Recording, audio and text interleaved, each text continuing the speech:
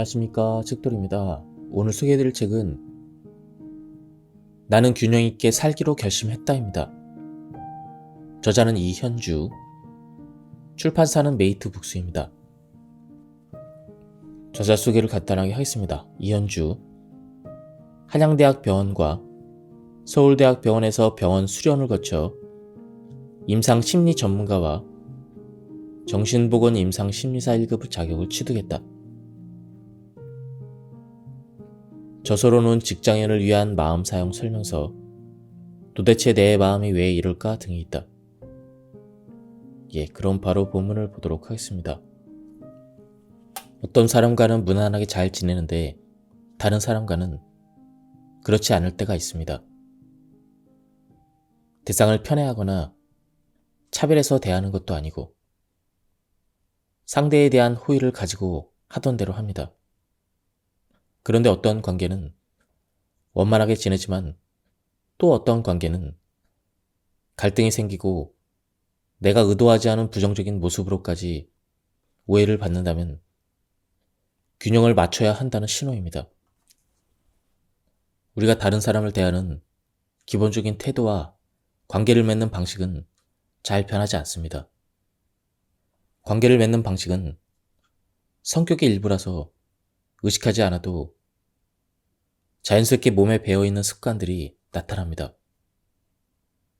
예컨대 눈치 빠른 사람은 어디를 가나 상대를 빨리 파악해서 남을 챙기거나 분위기를 잘 맞추고, 직선적인 사람은 학계에서도 직장에서도 옳고 그른 것에 대해서 자기 의견을 분명하게 드러냅니다.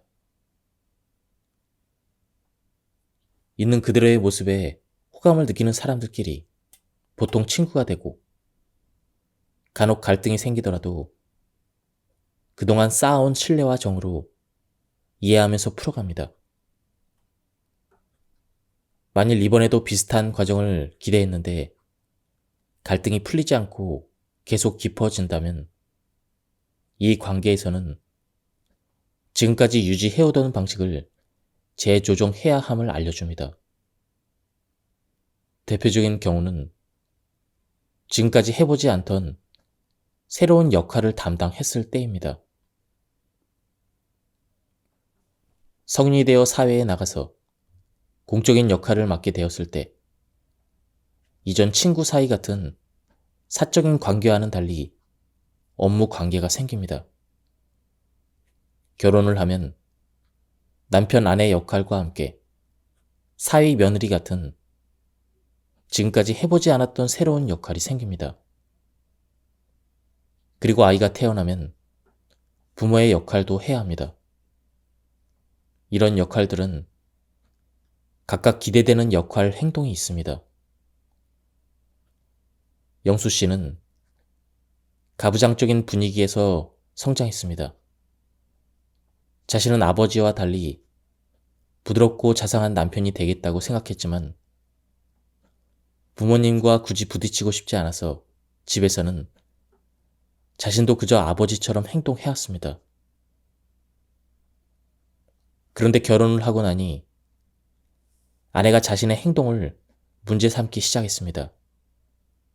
집에서는 가사를 함께하고 합리적이던 사람이 부모님 댁에만 가면 갑자기 권위적인 남편이 되는 것을 이해하기 어렵다는 것입니다.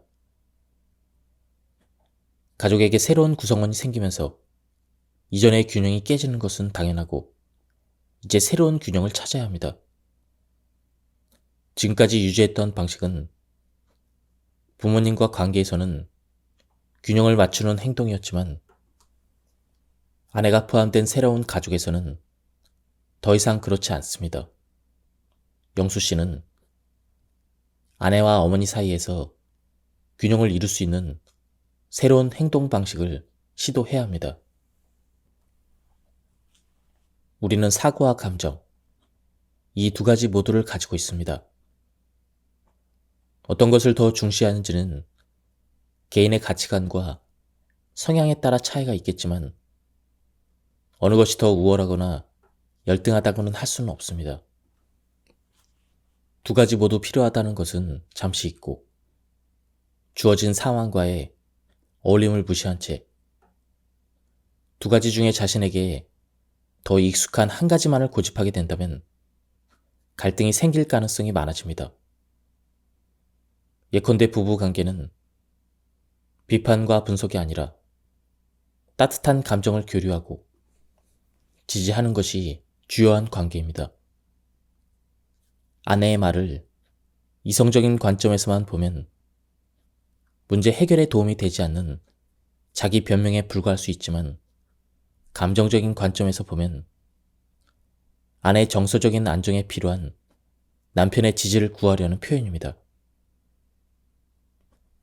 합리적인 면이 아무리 우수한 덕목이라고 해도 사고와 감정 간에 적당한 균형을 잃고 합리성에만 치우친다면 부부간의 중요한 덕목인 감정 교류는 잃게 됩니다.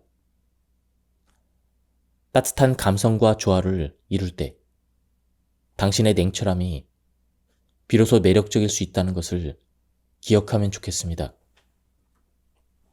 휴식을 위한 마음 습관. 단지 며칠 회사를 출근하지 않는다고 해서 이를 휴식이라고 할 수는 없습니다.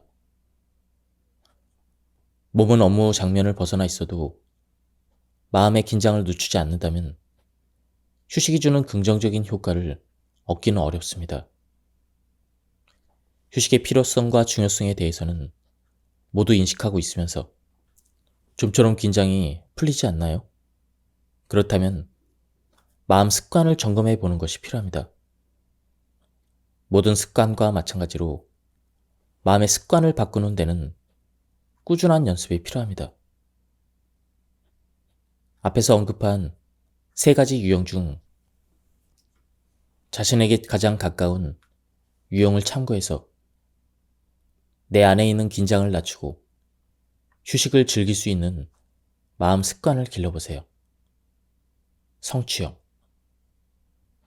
자신에 대한 평가 기준을 현실화시킵니다. 현실적인 기준이란 해야 하는 수준이 아니라 상황을 고려해 할 수 있는 수준입니다. 더 잘할 수 있었던 점을 찾아내서 반성하는 것보다는 자신이 이루어낸 점을 탐색하고 격려합니다. 배려형. 남을 돌보듯 자신을 돌봅니다. 동료에게 미안한 마음이 든다면 타인에게 적용하는 기준을 자신에게도 적용하고 있는지 돌이켜봅니다.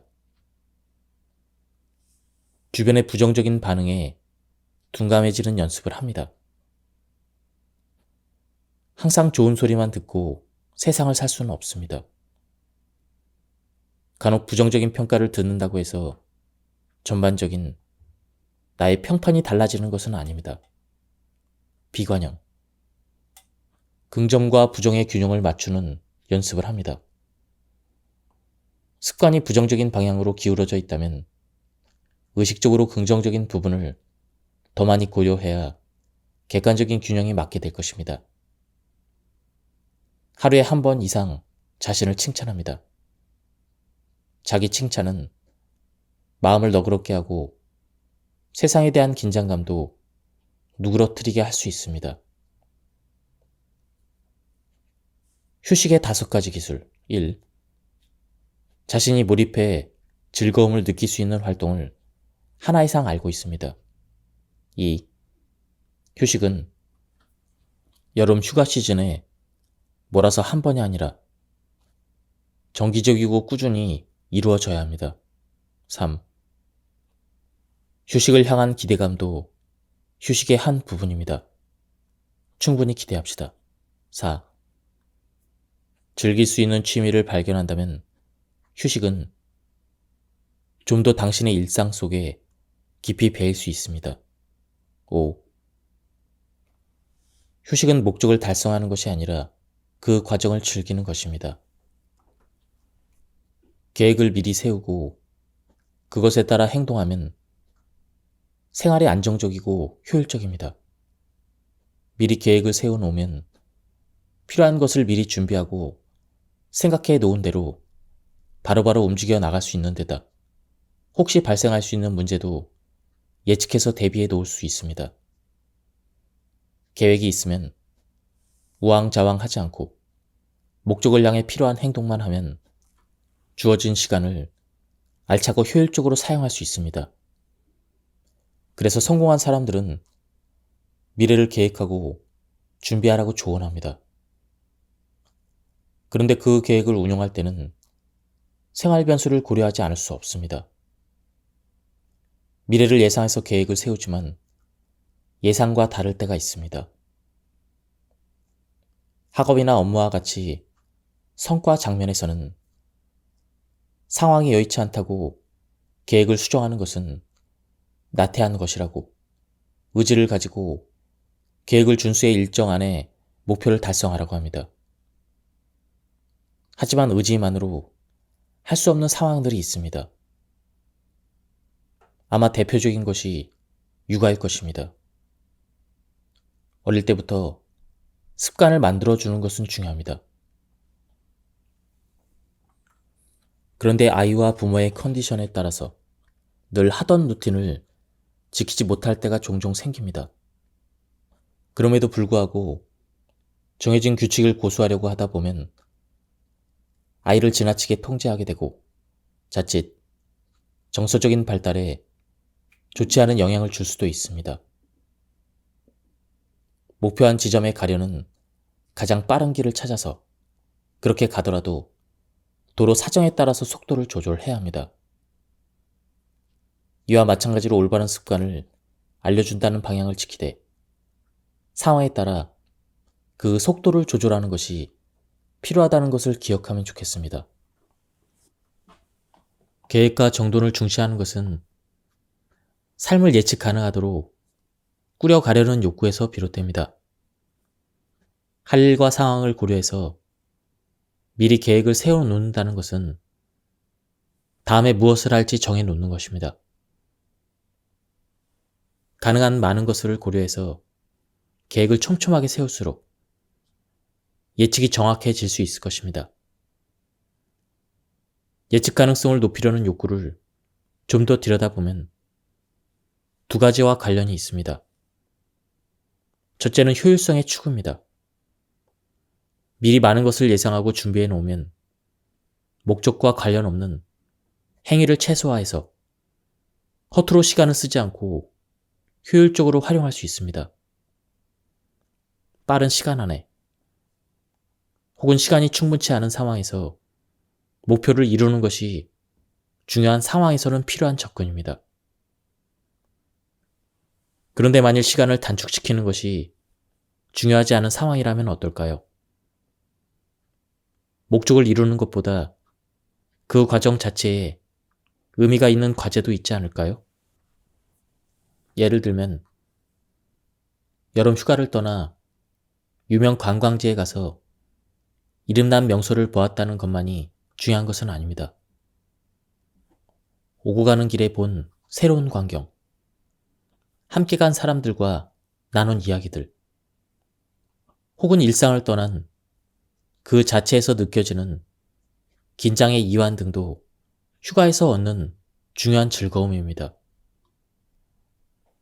앞만 보고 돌진해서 유명한 명소 표지 앞에서 인증사진 한 장 찍고 돌아서면 효율적이긴 하지만 휴가를 통해서 긴장을 풀고 기분 전환을 하는데 효과적이진 않습니다. 인간관계도 마찬가지입니다. 자녀에게 학습 지도를 하는 것이 중요한 과제이기는 해도 그것이 부모 자녀 관계의 목적은 아닙니다.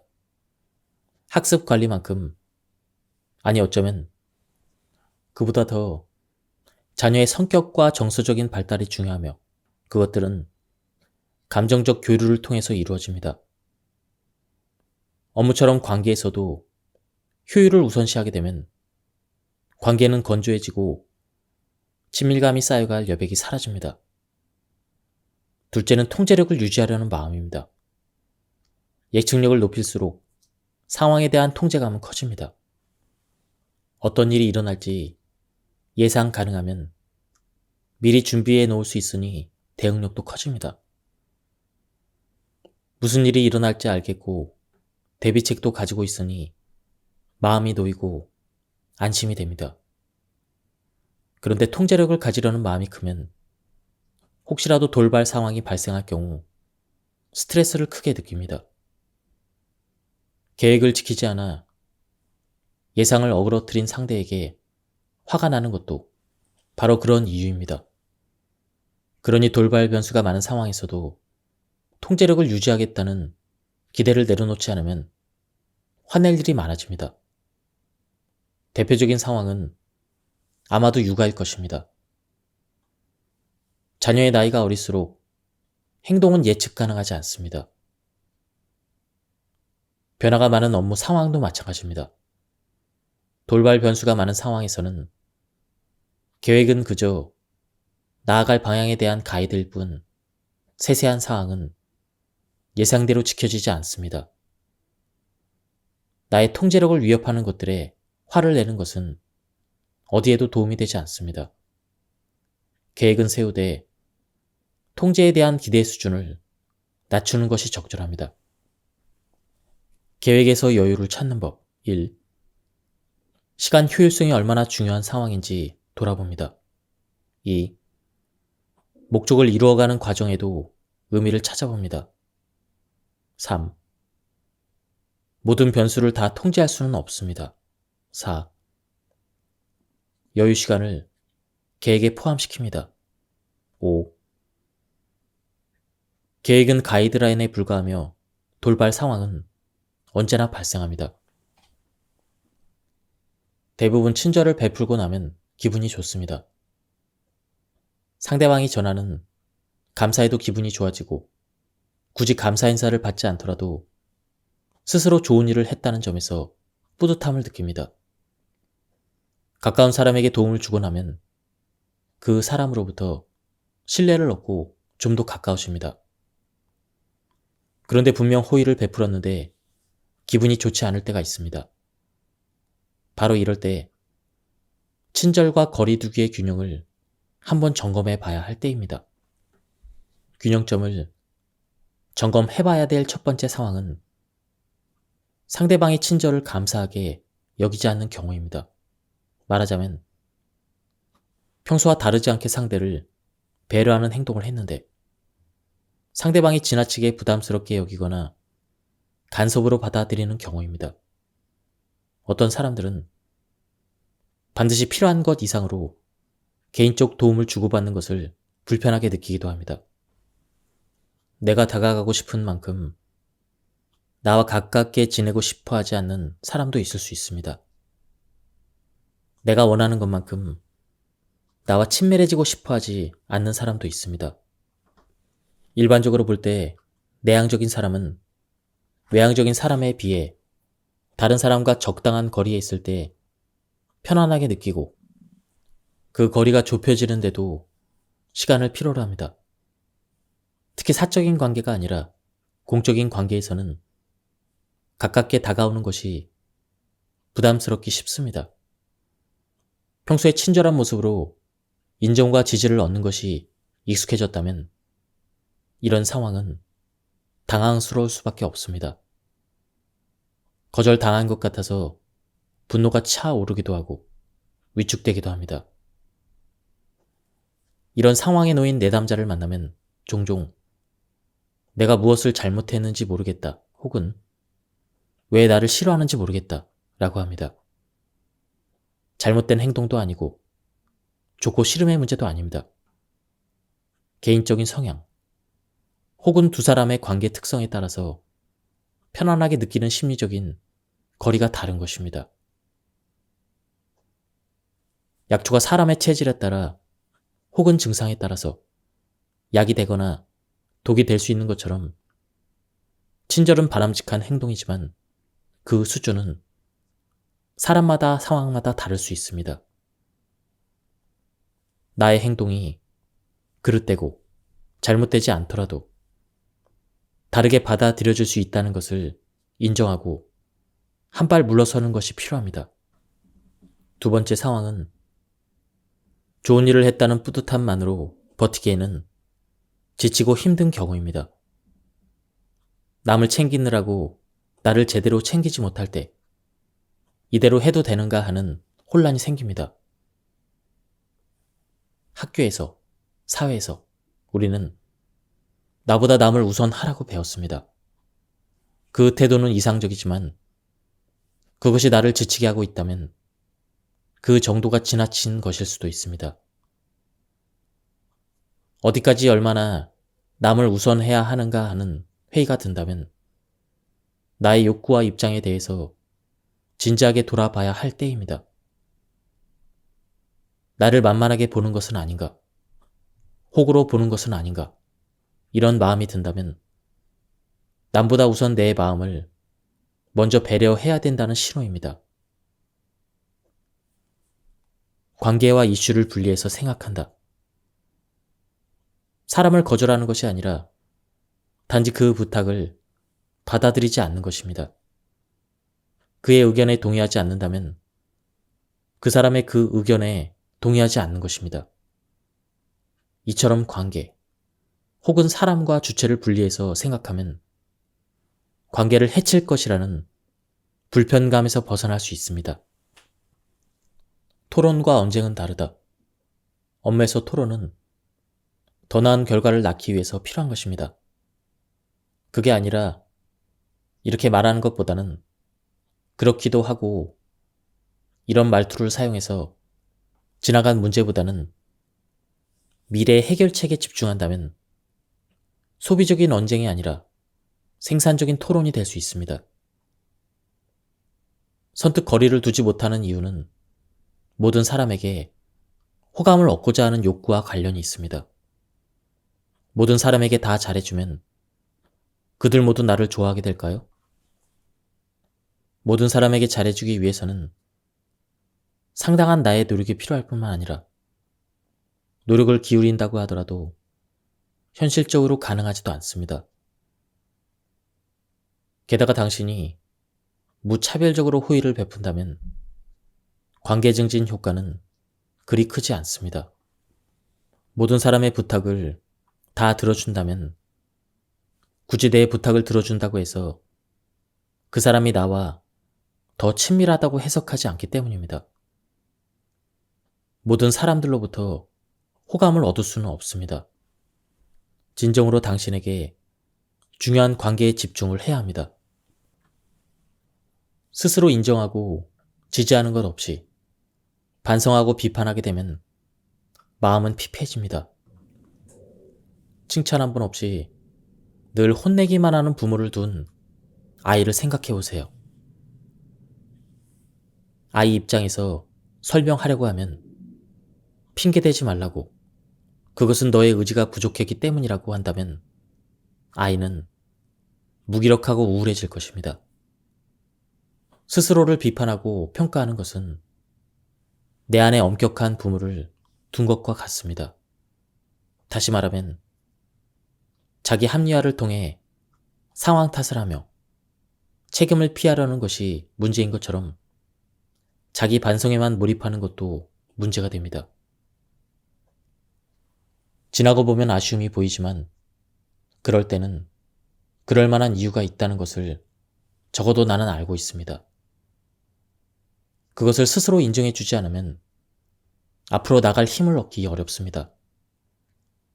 특히 힘든 상황에 놓여 있을 때는 위로가 필요합니다. 지치고 힘들 때 위로받을 수 있어야 다음으로 나갈 수 있는 힘을 얻게 됩니다. 타인의 위로와 지지만이 아니라 나 스스로의 인정도 필요합니다. 성찰을 중시하는 사람은 보통 성장 욕구가 높습니다. 오늘보다 나은 내일을 위해 지금 좀 힘들더라도 노력해야 된다고 생각합니다. 자기 반성으로 마음이 지친다면 쉬엄쉬엄 속도를 조절해야 할 때입니다. 조금 힘들다고 해서 그만두면 안 된다, 이런 생각으로 한쪽으로 나를 몰아가면 스스로를 지치게 하고 너무 지치면 버티지 못할 수도 있습니다. 성찰과 반성과 함께 인정과 지지도 있어야 발전을 향한 노력은 지속 가능합니다. 자기 반성의 습관이 익숙하다면 균형을 잃지 않도록 주의해야 합니다. 우선 자기 반성만큼 긍정적인 부분에 대한 탐색도 병행하도록 합시다. 특히 스트레스 상황에 놓여 있다면 긴장감을 낮추기 위해서 자기 인정을 통해 긍정적인 감정을 갖도록 하는 것이 필요합니다. 연구에 따르면 사회적으로 성공한 사람들은 긍정 정서를 부정 정서보다 3배 이상 경험한다고 합니다.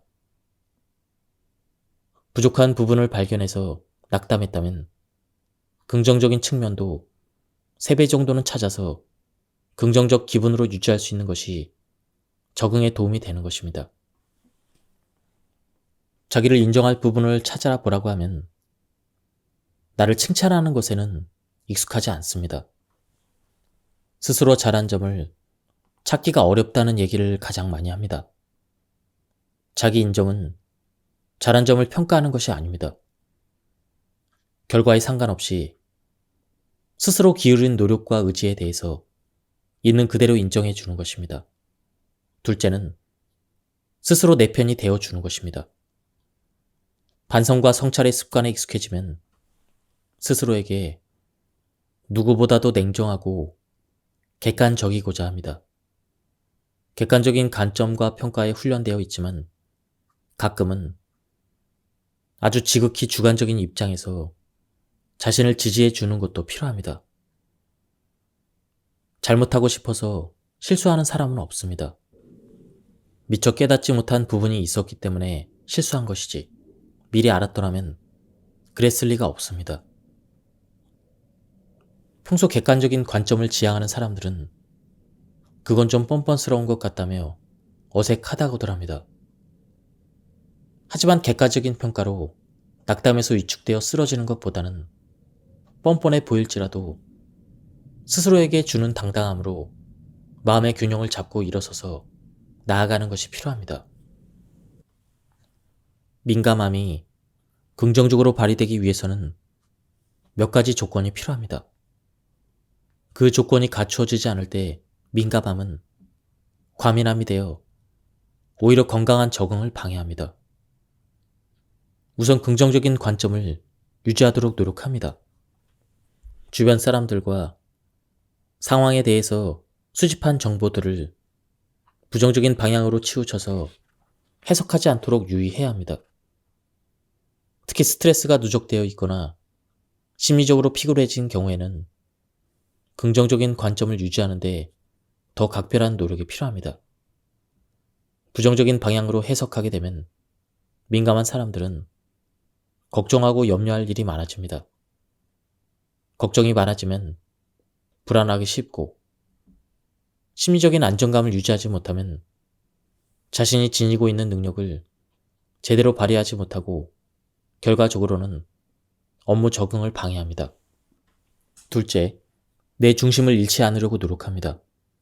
남이 원하는 것, 외부 기대를 충족시켜서 인정을 받는 것도 중요하지만 나의 목표와 가치를 따르는 것이 더 중요합니다.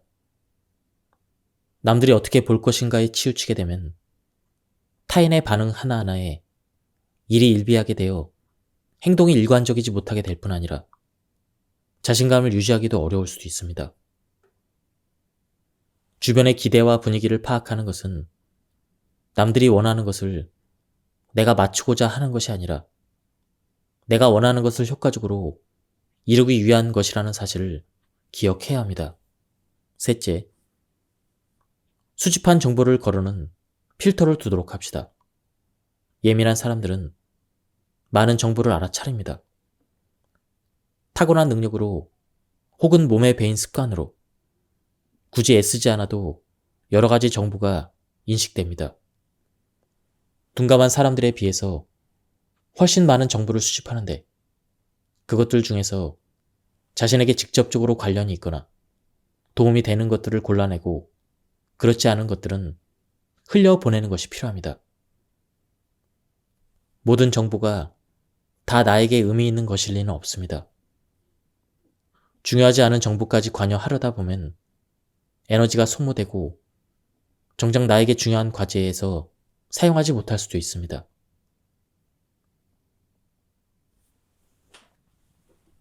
우리의 감정 변화는 내 안에서 혹은 외부에서 어떤 변화가 일어났음을 알려주는 신호입니다. 변화를 인식하기 위해서는 우선 자신의 감정에 대해서 인식할 수 있어야 합니다. 감정의 자각을 가로막는 장애물 중에 하나는 감정에 대한 판단입니다. 설레거나 불쾌하거나 좋거나 나쁘거나 그때 느껴지는 나의 감정은 환경이 나에게 어떤 영향을 미치고 있는지를 알려주는 척도입니다.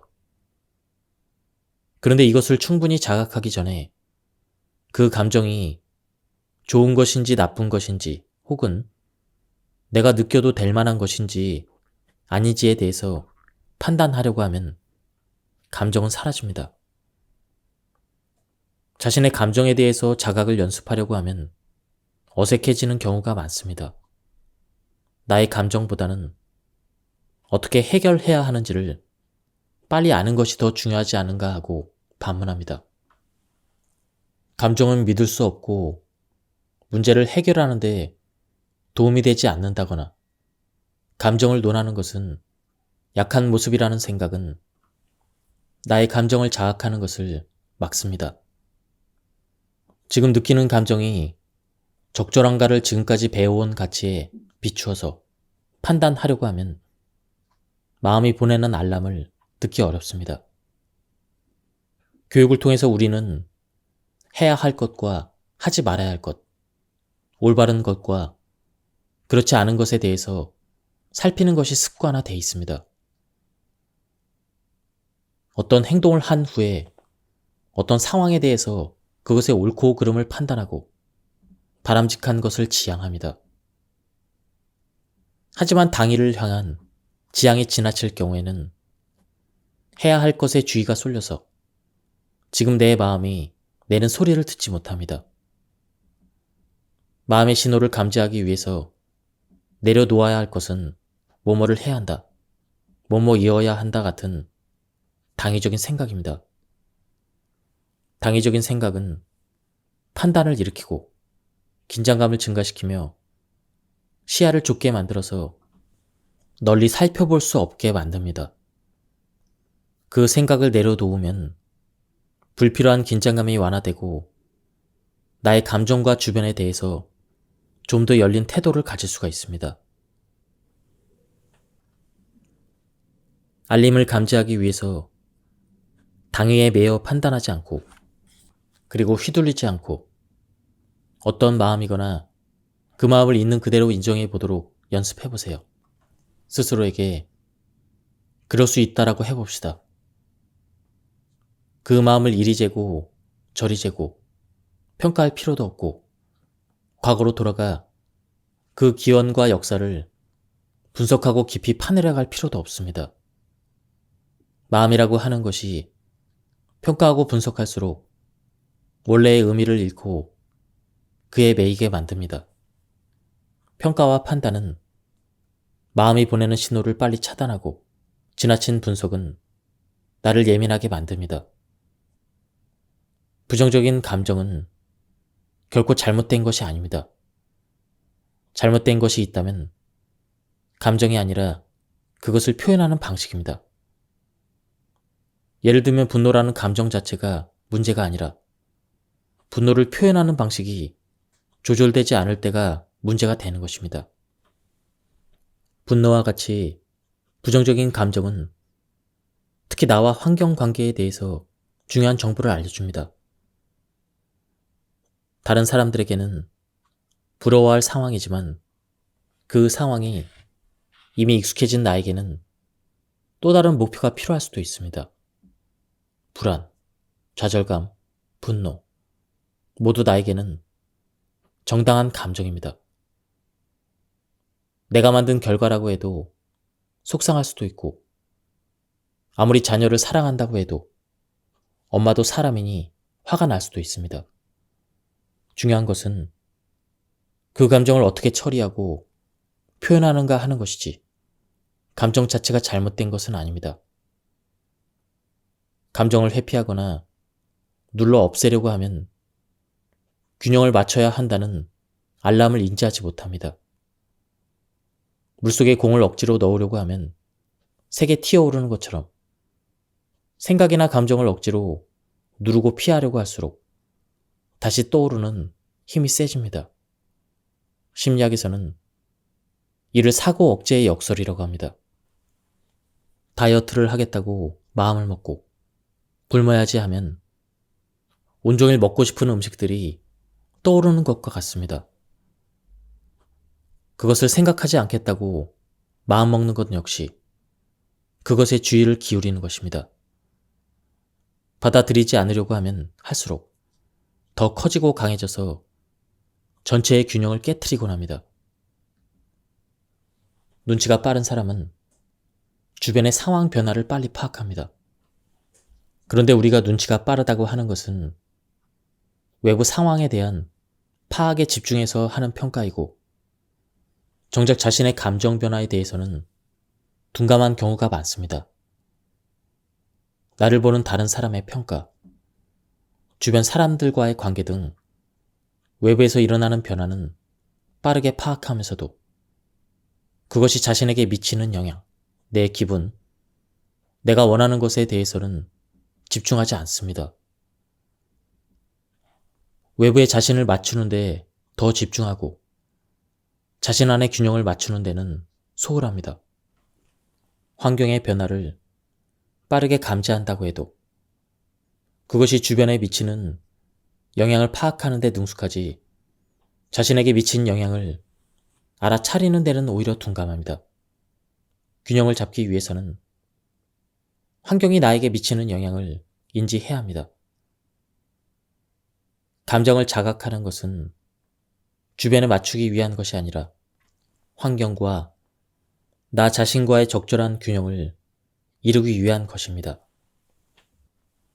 감정을 자각하는 것이 어색할 때 신체적인 변화를 자각하는 것을 시작해보는 것이 도움이 됩니다. 기분이 어떤지는 바로 얘기하기 어렵지만 심장 박동이 조금 빨라진다거나 어깨가 아프다거나 얼굴이 붉어지는 느낌은 좀 더 쉽게 알아차릴 수가 있습니다. 알람을 감지하기 위한 연습. 환경과 나에게 고루 집중한다. 균형이 깨진 것은 내 안에서의 변화일 수도 있고 환경의 변화일 수도 있습니다. 변화를 파악하기 위해서는 환경뿐만 아니라 자신에게도 고루 집중해야 합니다. 감정을 판단하지 않는다. 감정은 환경에 대한 나의 반응을 알려주는 신호입니다. 옳고 그름을 판단하지 않고 있는 그대로 인정합니다. 지나간 감정과 연결하지 않기. 감정의 원인을 깊이 분석하고 과거의 다른 감정과 연결 지어가면 지금 현재에서 주는 의미는 변질되고 부풀려집니다. 부정적 감정을 외면하지 않는다. 부정적인 감정이 나쁜 것이 아니라 표현하고 조절하는 것이 중요한 것입니다. 외면하고 피하려 할수록 알람의 의미를 이해하지 못할 수가 있습니다. 감정에 휘둘리지 않는다. 감정의 주인은 나 자신입니다. 감정이 이끄는 대로 행동하는 것이 아니라 표현 방식은 내가 선택하는 것입니다. 현실의 한계를 인정하고 어쩔 수 없음을 받아들이는 것은 고통스러운 일입니다. 희망이 없는 것 같고 미래가 비관적이고 자신이 초라하게 느껴지기도 합니다. 그래서 현실을 인정하지 않거나 회피하거나 어떻게든 원하는 방향으로 바꾸려고 부여잡고 있으면 나에게 맞는 균형을 다시 찾기 어렵습니다. 내 힘으로 어쩔 수 없다는 것을 받아들이면 절망스럽지만 거기에서 다시 시작할 수 있다면 절망은 끝이 아닐 수가 있습니다. 한계를 인정하고 내가 할 수 있는 부분에 집중하는 것입니다. 즉, 환경을 바꿀 수는 없지만 환경을 받아들이는 방식은 바꿀 수가 있습니다. 시부모의 성격을 바꿀 수는 없지만 시부모를 바꿔야 한다는 생각을 내려놓을 수는 있습니다. 난치병을 완치할 수는 없지만 아직 나타나지 않은 증상에 대해서 미리 걱정하는 시간을 줄일 수가 있습니다. 통제할 수 없는 부분을 인정하고 삶의 일부분으로 받아들이지 않으면 나에게 맞는 균형을 찾기 어렵습니다.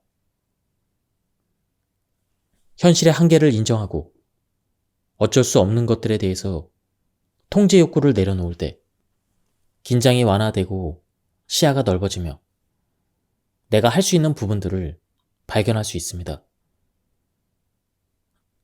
최근 주목을 받고 있는 수영 전념 치료에서는 이를 창조적인 무망감이라고 하는데, 불필요한 통제 욕구를 내려놓을 때 절망에 그치는 것이 아니라 삶의 목표와 가치를 향한 새로운 시작을 할 수 있다는 것입니다.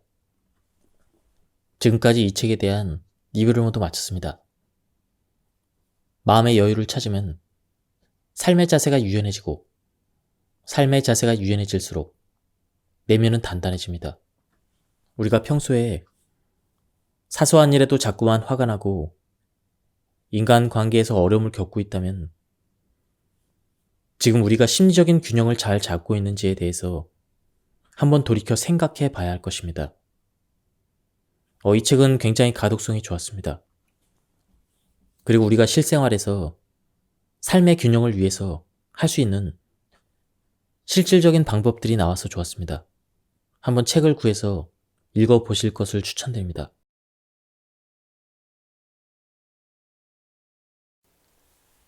안녕하십니까, 책돌입니다. 오늘 소개해드릴 책은 나는 균형 있게 살기로 결심했다입니다. 저자는 이현주, 출판사는 메이트 북스입니다. 저자 소개를 간단하게 하겠습니다. 이현주, 한양대학 병원과 서울대학 병원에서 병원 수련을 거쳐 임상심리 전문가와 정신보건 임상심리사 1급 자격을 취득했다. 저서로는 직장인을 위한 마음사용 설명서, 도대체 내 마음이 왜 이럴까 등이 있다. 그럼 바로 본문을 보도록 하겠습니다. 어떤 사람과는 무난하게 잘 지내는데 다른 사람과는 그렇지 않을 때가 있습니다. 대상을 편애하거나 차별해서 대하는 것도 아니고 상대에 대한 호의를 가지고 하던 대로 합니다. 그런데 어떤 관계는 원만하게 지내지만 또 어떤 관계는 갈등이 생기고 내가 의도하지 않은 부정적인 모습으로까지 오해를 받는다면 균형을 맞춰야 한다는 신호입니다. 우리가 다른 사람을 대하는 기본적인 태도와 관계를 맺는 방식은 잘 변하지 않습니다. 관계를 맺는 방식은 성격의 일부라서 의식하지 않아도 자연스럽게 몸에 배어있는 습관들이 나타납니다. 예컨대 눈치 빠른 사람은 어디를 가나 상대를 빨리 파악해서 남을 챙기거나 분위기를 잘 맞추고, 직선적인 사람은 학계에서도 직장에서도 옳고 그른 것에 대해서 자기 의견을 분명하게 드러냅니다. 있는 그대로의 모습에 호감을 느끼는 사람들끼리 보통 친구가 되고, 간혹 갈등이 생기더라도 그동안 쌓아온 신뢰와 정으로 이해하면서 풀어갑니다. 만일 이번에도 비슷한 과정을 기대했는데 갈등이 풀리지 않고 계속 깊어진다면 이 관계에서는 지금까지 유지해오던 방식을 재조정해야 함을 알려줍니다. 대표적인 경우는 지금까지 해보지 않던 새로운 역할을 담당했을 때입니다. 성인이 되어 사회에 나가서 공적인 역할을 맡게 되었을 때 이전 친구 사이 같은 사적인 관계와는 달리 업무 관계가 생깁니다. 결혼을 하면 남편 아내 역할과 함께 사위 며느리 같은 지금까지 해보지 않았던 새로운 역할이 생깁니다. 그리고 아이가 태어나면 부모의 역할도 해야 합니다. 이런 역할들은 각각 기대되는 역할, 행동이 있습니다. 영수 씨는 가부장적인 분위기에서 성장했습니다. 자신은 아버지와 달리 부드럽고 자상한 남편이 되겠다고 생각했지만 부모님과 굳이 부딪히고 싶지 않아서 집에서는 자신도 그저 아버지처럼 행동해왔습니다. 그런데 결혼을 하고 나니 아내가 자신의 행동을 문제 삼기 시작했습니다. 집에서는 가사를 함께하고 합리적이던 사람이 부모님 댁에만 가면 갑자기 권위적인 남편이 되는 것을 이해하기 어렵다는 것입니다. 가족에게 새로운 구성원이 생기면서 이전의 균형이 깨지는 것은 당연하고 이제 새로운 균형을 찾아야 합니다. 지금까지 유지했던 방식은 부모님과 관계에서는 균형을 맞추는 행동이었지만 아내가 포함된 새로운 가족에서는 더 이상 그렇지 않습니다. 영수 씨는 아내와 어머니 사이에서 균형을 이룰 수 있는 새로운 행동 방식을 시도해야 합니다. 우리는 사고와 감정, 이 두 가지 모두를 가지고 있습니다. 어떤 것을 더 중시하는지는 개인의 가치관과 성향에 따라 차이가 있겠지만 어느 것이 더 우월하거나 열등하다고는 할 수는 없습니다. 두 가지 모두 필요하다는 것은 잠시 잊고 주어진 상황과의 어울림을 무시한 채 두 가지 중에 자신에게 더 익숙한 한 가지만을 고집하게 된다면 갈등이 생길 가능성이 많아집니다. 예컨대 부부 관계는 비판과 분석이 아니라 따뜻한 감정을 교류하고 지지하는 것이 주요한 관계입니다. 아내의 말을 이성적인 관점에서만 보면 문제 해결에 도움이 되지 않는 자기 변명에 불과할 수 있지만 감정적인 관점에서 보면 아내의 정서적인 안정에 필요한 남편의 지지를 구하려는 표현입니다. 합리적인 면이 아무리 우수한 덕목이라고 해도 사고와 감정 간에 적당한 균형을 잃고 합리성에만 치우친다면 부부간의 중요한 덕목인 감정 교류는 잃게 됩니다. 따뜻한 감성과 조화를 이룰 때 당신의 냉철함이 비로소 매력적일 수 있다는 것을 기억하면 좋겠습니다. 휴식을 위한 마음 습관. 단지 며칠 회사를 출근하지 않는다고 해서 이를 휴식이라고 할 수는 없습니다.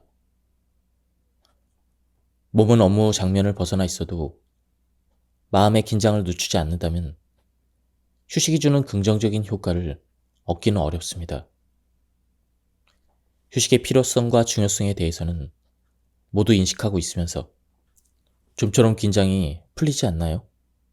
그렇다면 마음 습관을 점검해 보는 것이 필요합니다.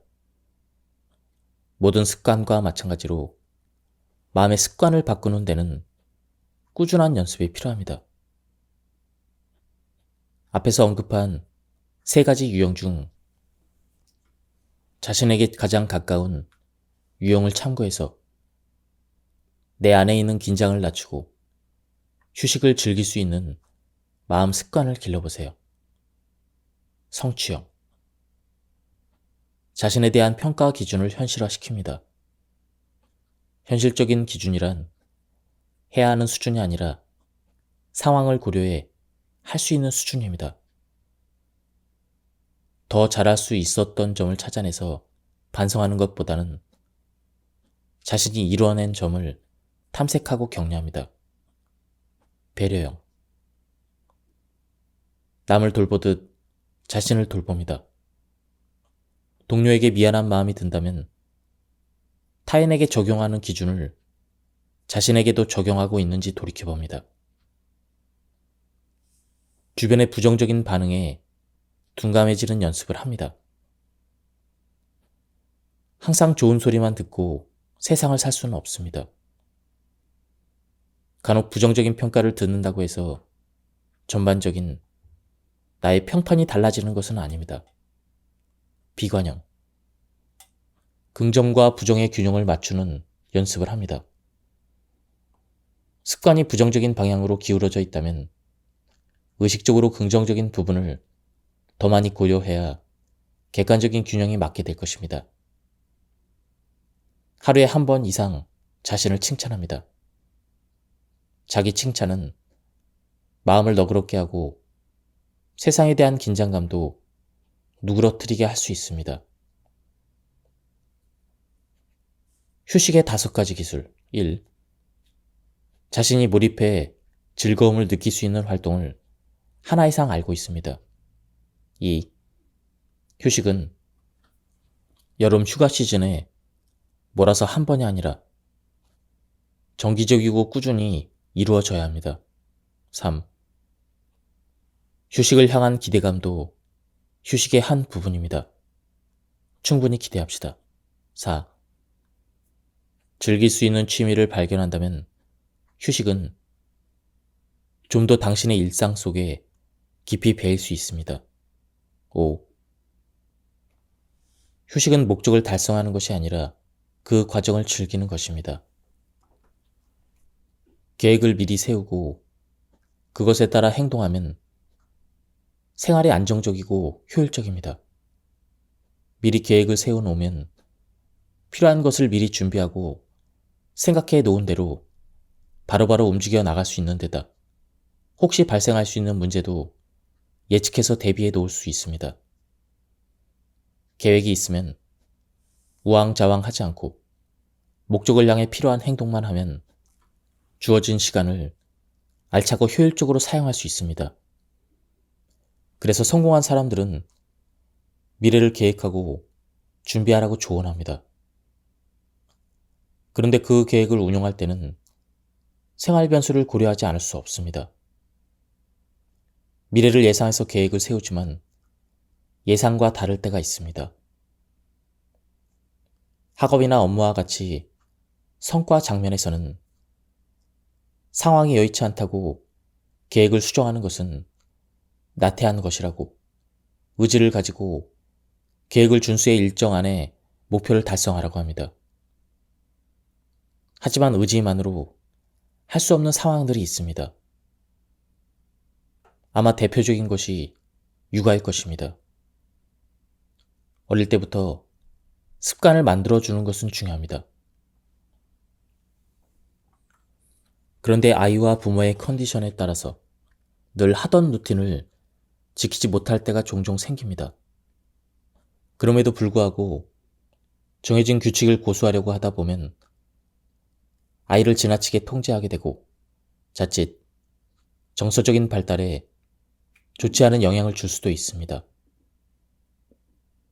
목표한 지점에 가려는 가장 빠른 길을 찾아서 그렇게 가더라도 도로 사정에 따라서 속도를 조절해야 합니다.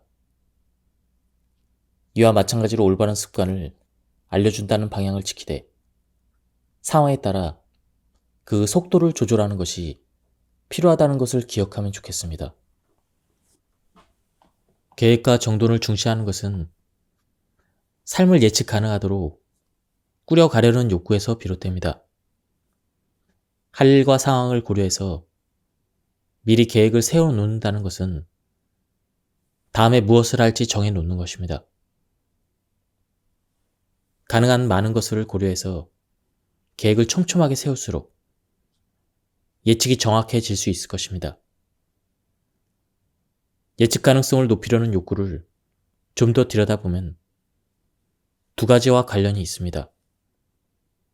첫째는 효율성의 추구입니다. 미리 많은 것을 예상하고 준비해 놓으면 목적과 관련 없는 행위를 최소화해서 허투루 시간을 쓰지 않고 효율적으로 활용할 수 있습니다. 빠른 시간 안에 혹은 시간이 충분치 않은 상황에서 목표를 이루는 것이 중요한 상황에서는 필요한 접근입니다. 그런데 만일 시간을 단축시키는 것이 중요하지 않은 상황이라면 어떨까요? 목적을 이루는 것보다 그 과정 자체에 의미가 있는 과제도 있지 않을까요? 예를 들면 여름 휴가를 떠나 유명 관광지에 가서 이름난 명소를 보았다는 것만이 중요한 것은 아닙니다. 오고 가는 길에 본 새로운 광경, 함께 간 사람들과 나눈 이야기들, 혹은 일상을 떠난 그 자체에서 느껴지는 긴장의 이완 등도 휴가에서 얻는 중요한 즐거움입니다.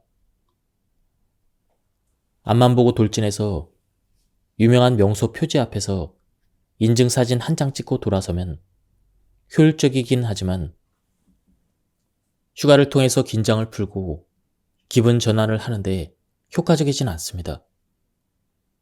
인간관계도 마찬가지입니다. 자녀에게 학습 지도를 하는 것이 중요한 과제이기는 해도 그것이 부모 자녀 관계의 목적은 아닙니다.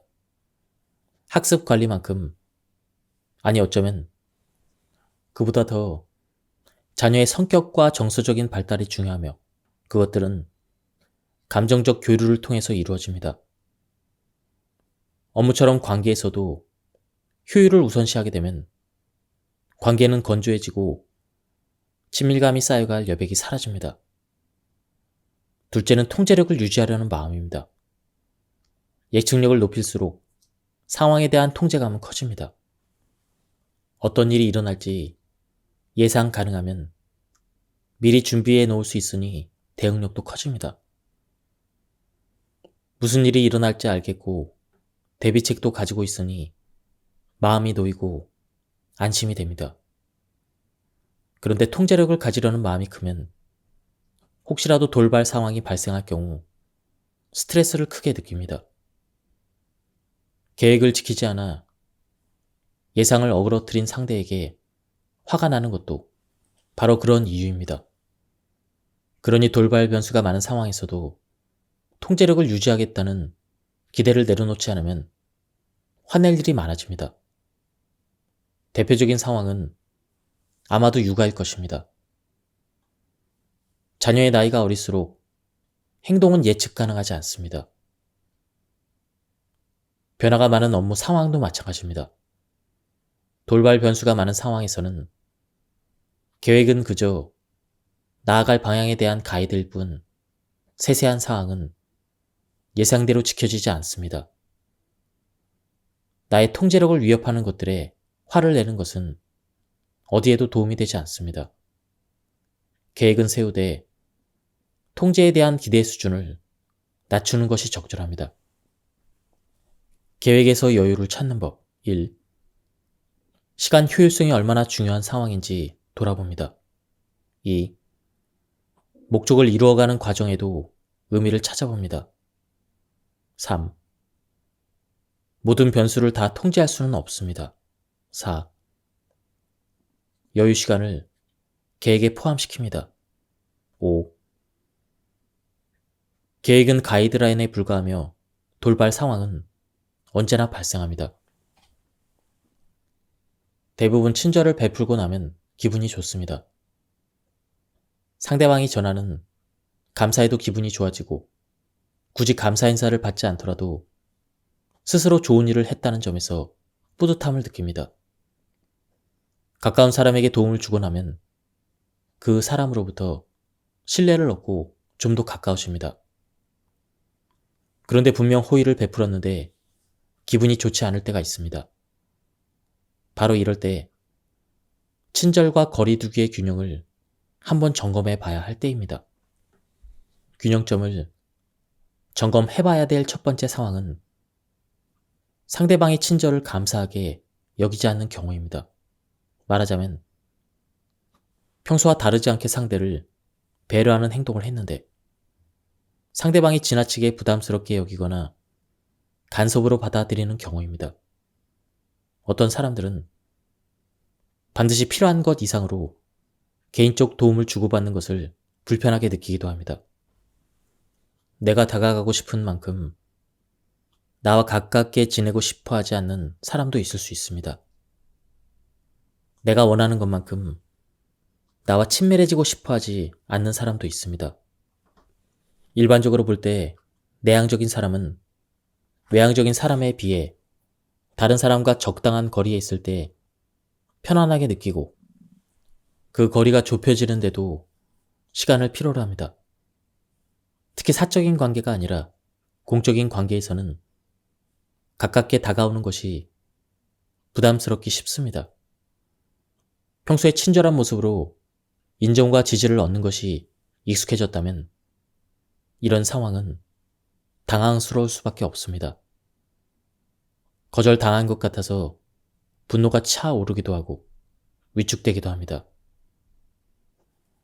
이런 상황에 놓인 내담자를 만나면 종종 내가 무엇을 잘못했는지 모르겠다 혹은 왜 나를 싫어하는지 모르겠다 라고 합니다. 잘못된 행동도 아니고 좋고 싫음의 문제도 아닙니다.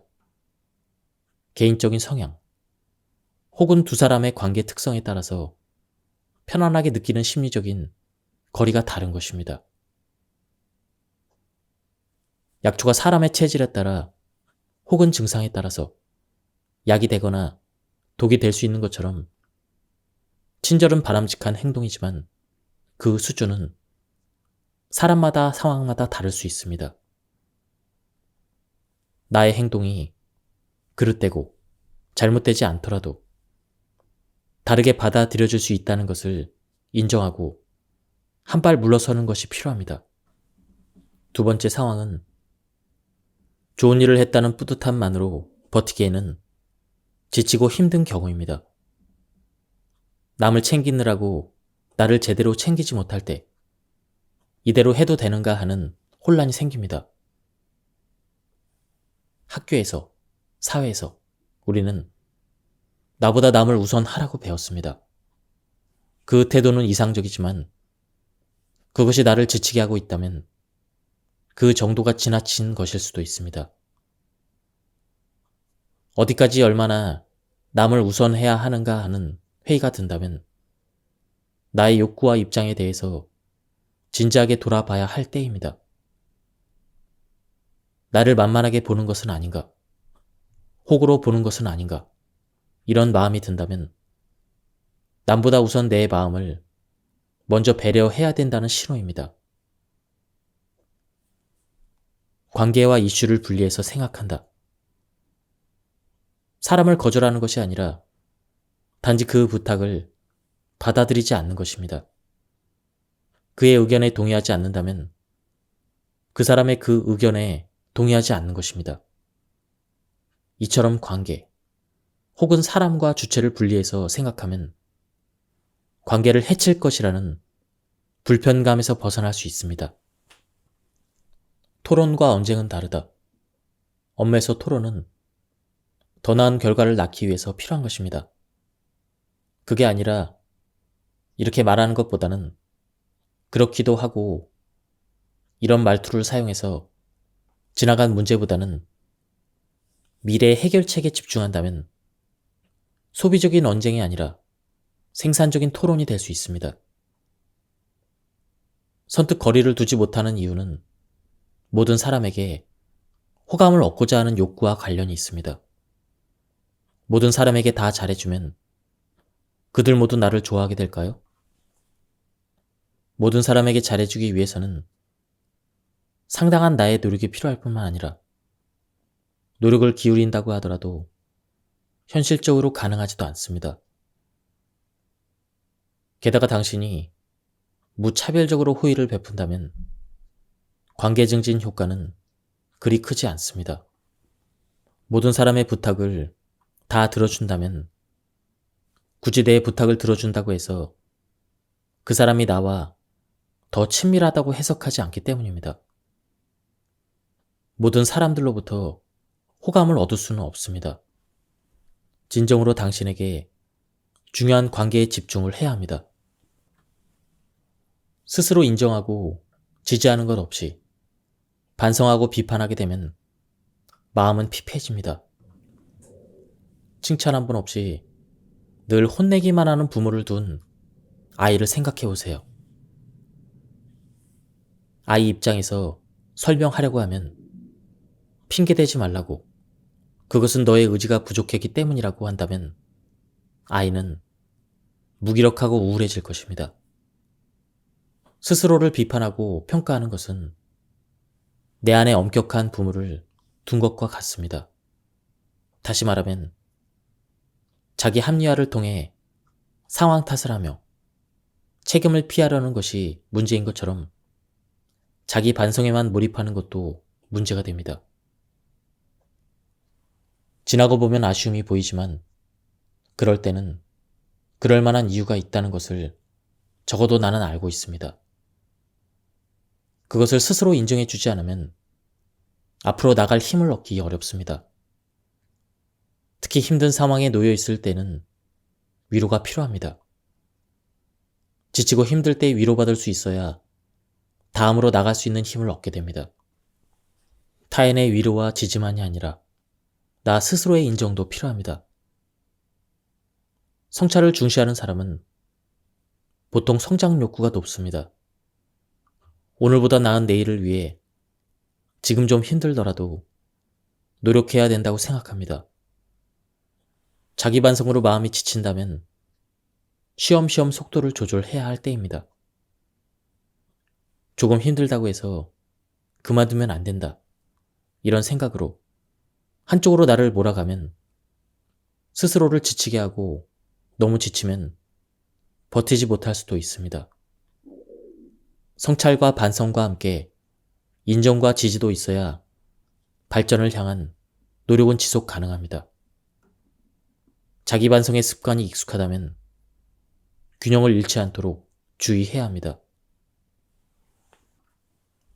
우선 자기 반성만큼 긍정적인 부분에 대한 탐색도 병행하도록 합시다. 특히 스트레스 상황에 놓여 있다면 긴장감을 낮추기 위해서 자기 인정을 통해 긍정적인 감정을 갖도록 하는 것이 필요합니다. 연구에 따르면 사회적으로 성공한 사람들은 긍정 정서를 부정 정서보다 3배 이상 경험한다고 합니다. 부족한 부분을 발견해서 낙담했다면 긍정적인 측면도 3배 정도는 찾아서 긍정적 기분으로 유지할 수 있는 것이 적응에 도움이 되는 것입니다. 자기를 인정할 부분을 찾아라 보라고 하면 나를 칭찬하는 것에는 익숙하지 않습니다. 스스로 잘한 점을 찾기가 어렵다는 얘기를 가장 많이 합니다. 자기 인정은 잘한 점을 평가하는 것이 아닙니다. 결과에 상관없이 스스로 기울인 노력과 의지에 대해서 있는 그대로 인정해 주는 것입니다. 둘째는 스스로 내 편이 되어 주는 것입니다. 반성과 성찰의 습관에 익숙해지면 스스로에게 누구보다도 냉정하고 객관적이고자 합니다. 객관적인 관점과 평가에 훈련되어 있지만 가끔은 아주 지극히 주관적인 입장에서 자신을 지지해 주는 것도 필요합니다. 잘못하고 싶어서 실수하는 사람은 없습니다. 미처 깨닫지 못한 부분이 있었기 때문에 실수한 것이지 미리 알았더라면 그랬을 리가 없습니다. 평소 객관적인 관점을 지향하는 사람들은 그건 좀 뻔뻔스러운 것 같다며 어색하다고들 합니다. 하지만 객관적인 평가로 낙담에서 위축되어 쓰러지는 것보다는 뻔뻔해 보일지라도 스스로에게 주는 당당함으로 마음의 균형을 잡고 일어서서 나아가는 것이 필요합니다. 민감함이 긍정적으로 발휘되기 위해서는 몇 가지 조건이 필요합니다. 그 조건이 갖추어지지 않을 때 민감함은 과민함이 되어 오히려 건강한 적응을 방해합니다. 우선 긍정적인 관점을 유지하도록 노력합니다. 주변 사람들과 상황에 대해서 수집한 정보들을 부정적인 방향으로 치우쳐서 해석하지 않도록 유의해야 합니다. 특히 스트레스가 누적되어 있거나 심리적으로 피곤해진 경우에는 긍정적인 관점을 유지하는 데 더 각별한 노력이 필요합니다. 부정적인 방향으로 해석하게 되면 민감한 사람들은 걱정하고 염려할 일이 많아집니다.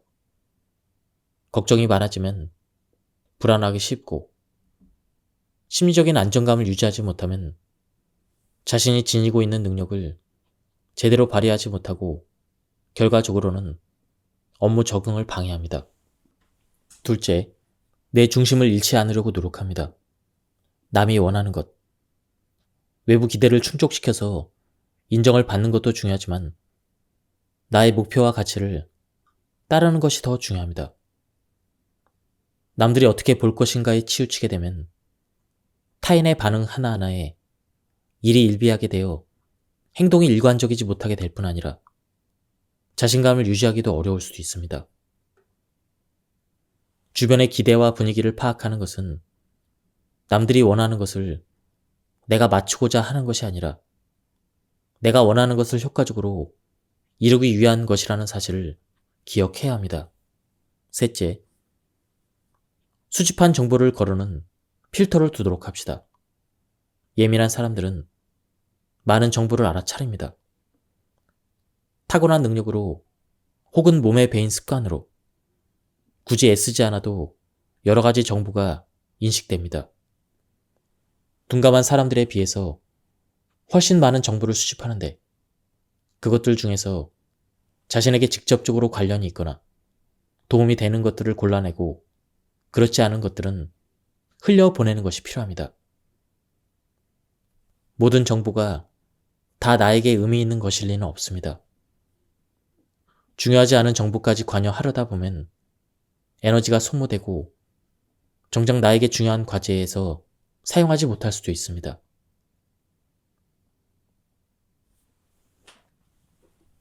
우리의 감정 변화는 내 안에서 혹은 외부에서 어떤 변화가 일어났음을 알려주는 신호입니다.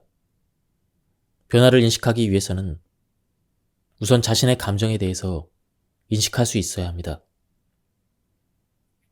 감정의 자각을 가로막는 장애물 중에 하나는 감정에 대한 판단입니다. 설레거나 불쾌하거나 좋거나 나쁘거나 그때 느껴지는 나의 감정은 환경이 나에게 어떤 영향을 미치고 있는지를 알려주는 척도입니다.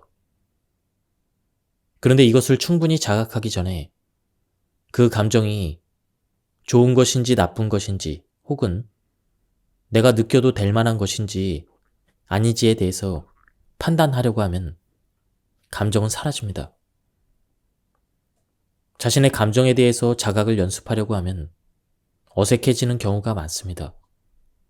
나의 감정보다는 어떻게 해결해야 하는지를 빨리 아는 것이 더 중요하지 않은가 하고 반문합니다.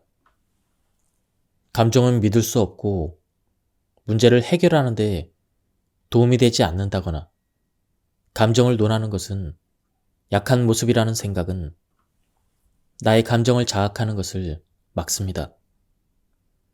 지금 느끼는 감정이 적절한가를 지금까지 배워온 가치에 비추어서 판단하려고 하면 마음이 보내는 알람을 듣기 어렵습니다. 교육을 통해서 우리는 해야 할 것과 하지 말아야 할 것, 올바른 것과 그렇지 않은 것에 대해서 살피는 것이 습관화되어 있습니다. 어떤 행동을 한 후에 어떤 상황에 대해서 그것의 옳고 그름을 판단하고 바람직한 것을 지향합니다. 하지만 당일을 향한 지향이 지나칠 경우에는 해야 할 것에 주의가 쏠려서 지금 내 마음이 내는 소리를 듣지 못합니다. 마음의 신호를 감지하기 위해서 내려놓아야 할 것은 뭐뭐를 해야 한다, 뭐뭐이어야 한다 같은 당위적인 생각입니다. 당위적인 생각은 판단을 일으키고 긴장감을 증가시키며 시야를 좁게 만들어서 널리 살펴볼 수 없게 만듭니다. 그 생각을 내려놓으면 불필요한 긴장감이 완화되고 나의 감정과 주변에 대해서 좀 더 열린 태도를 가질 수가 있습니다. 알림을 감지하기 위해서 당위에 매여 판단하지 않고 그리고 휘둘리지 않고 어떤 마음이거나 그 마음을 있는 그대로 인정해 보도록 연습해 보세요. 스스로에게 그럴 수 있다라고 해봅시다. 그 마음을 이리 재고 저리 재고 평가할 필요도 없고 과거로 돌아가 그 기원과 역사를 분석하고 깊이 파내려갈 필요도 없습니다. 마음이라고 하는 것이 평가하고 분석할수록 원래의 의미를 잃고 그에 매이게 만듭니다. 평가와 판단은 마음이 보내는 신호를 빨리 차단하고 지나친 분석은 나를 예민하게 만듭니다. 부정적인 감정은 결코 잘못된 것이 아닙니다. 잘못된 것이 있다면 감정이 아니라 그것을 표현하는 방식입니다. 예를 들면 분노라는 감정 자체가 문제가 아니라 분노를 표현하는 방식이 조절되지 않을 때가 문제가 되는 것입니다. 분노와 같이 부정적인 감정은 특히 나와 환경 관계에 대해서 중요한 정보를 알려줍니다. 다른 사람들에게는 부러워할 상황이지만 그 상황이 이미 익숙해진 나에게는 또 다른 목표가 필요할 수도 있습니다. 불안, 좌절감, 분노 모두 나에게는 정당한 감정입니다. 내가 만든 결과라고 해도 속상할 수도 있고 아무리 자녀를 사랑한다고 해도 엄마도 사람이니 화가 날 수도 있습니다. 중요한 것은 그 감정을 어떻게 처리하고 표현하는가 하는 것이지 감정 자체가 잘못된 것은 아닙니다.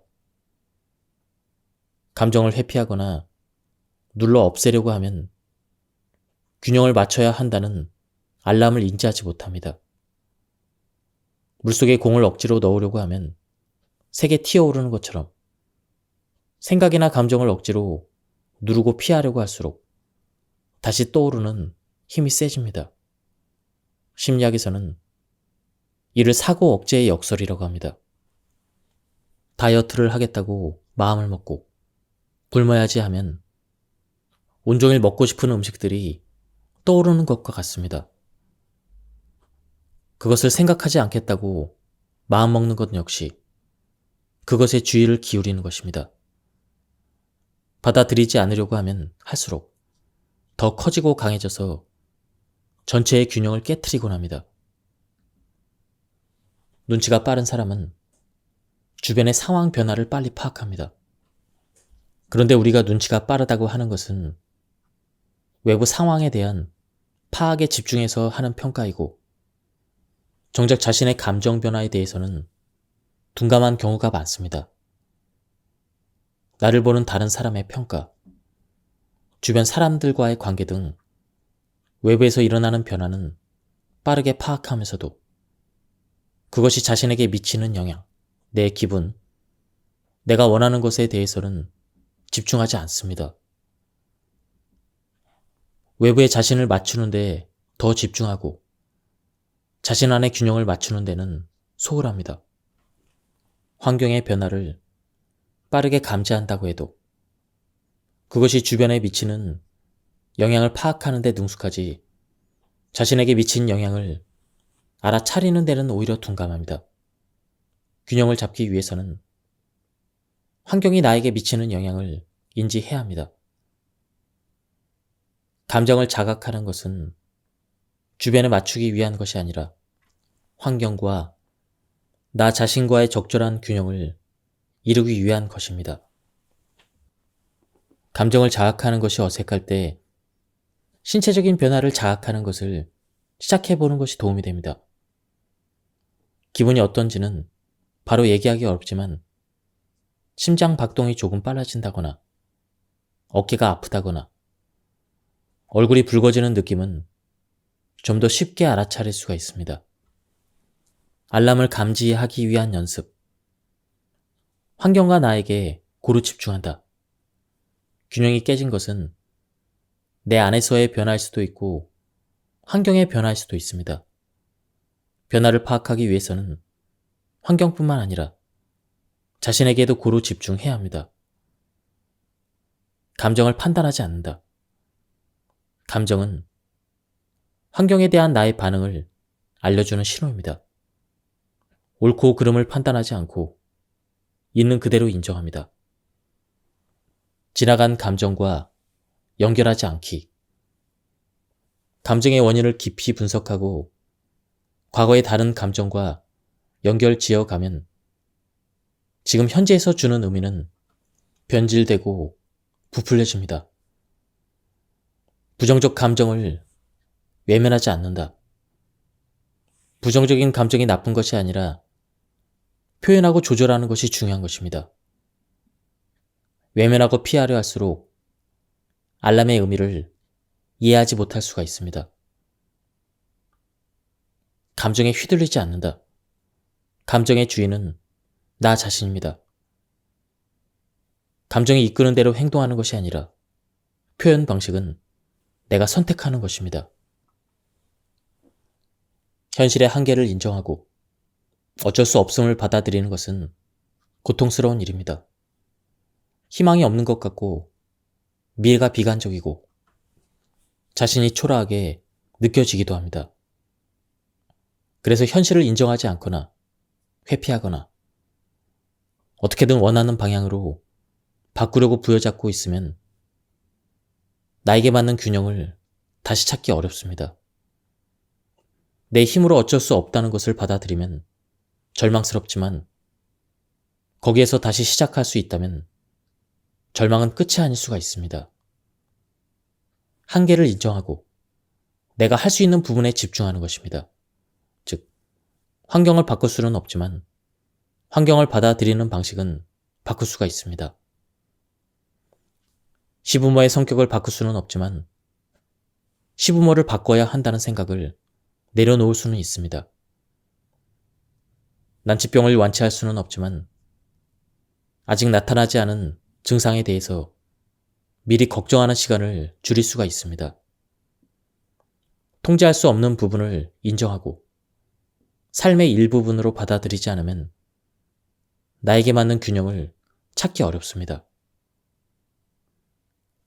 현실의 한계를 인정하고 어쩔 수 없는 것들에 대해서 통제 욕구를 내려놓을 때 긴장이 완화되고 시야가 넓어지며 내가 할 수 있는 부분들을 발견할 수 있습니다. 최근 주목을 받고 있는 수용 전념 치료에서는 이를 창조적인 무망감이라고 하는데 불필요한 통제 욕구를 내려놓을 때 절망에 그치는 것이 아니라 삶의 목표와 가치를 향한 새로운 시작을 할 수 있다는 것입니다. 지금까지 이 책에 대한 리뷰를 모두 마쳤습니다. 마음의 여유를 찾으면 삶의 자세가 유연해지고 삶의 자세가 유연해질수록 내면은 단단해집니다.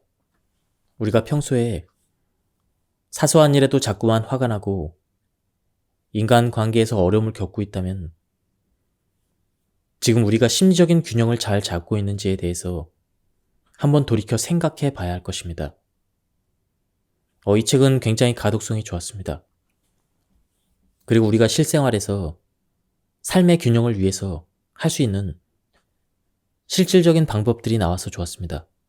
한번 책을 구해서 읽어보실 것을 추천드립니다.